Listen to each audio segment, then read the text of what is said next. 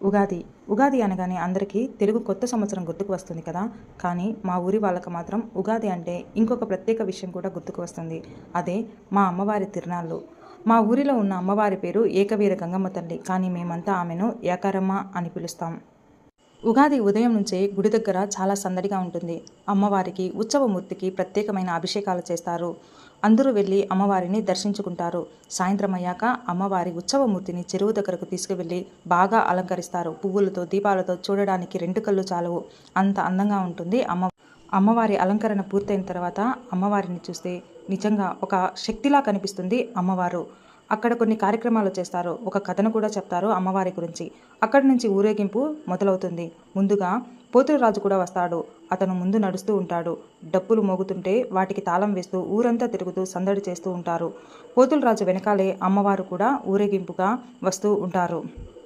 అమ్మవారు ఒక్కొక్క వీధికి ఒక్కొక్క ఇంటి దగ్గరకు వస్తుంటే జనం చాలా ఆనందంగా స్వాగతం చెప్తారు.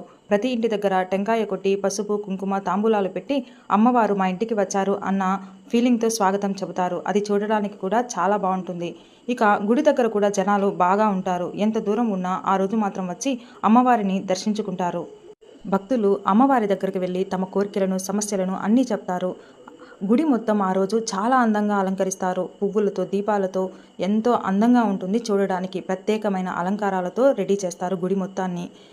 ఇలా 2 రోజుల పాటు ఊరంతా చాలా సందడిగా ఉంటుంది. గుడి దగ్గర అమ్మవారిని దర్శించుకునే భక్తులు, గుడి బయట బొమ్మలు, మిఠాయిలు, అన్ని అంగళ్ళన్నీ సందడిగా ఉంటుంది. అలా అమ్మవారిని దర్శించుకుంటే మనసుకు కూడా చాలా సంతోషంగా అనిపిస్తుంది. అమ్మవారి ఆశీర్వాదం మనతో ఉంది అనే ధైర్యం ఉంటుంది. ఇలా 2 రోజులు ఊరు మొత్తం చాలా సందడిగా ఉంటుంది. మా కోసం ఉగాది అంటే కేవలం ఒక పండుగ కాదు, మా అమ్మవారితో కలిసి చేసుకునే రోజు. ఎక్కడ ఉన్న ఉగాది రోజు మాత్రం మా ఆలోచనలన్నీ ఊరిలోనే ఉంటాయి. ప్రతి సంవత్సరం కూడా ఇలా అమ్మవారి దగ్గరే ఉగాది జరుపుకోవాలని అనిపిస్తుంది.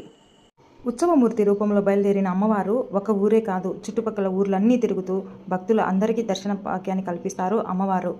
ఇలా మా ఊరిలో ఉగాది అంటే అమ్మవారి తిరునాళ్ళతో కలిసి చాలా ఆనందంగా జరుపుకుంటాం. మరి మీ ఊరిలో కూడా ఇలాగే ఏమైనా ప్రత్యేకంగా జరుపుకుంటారా?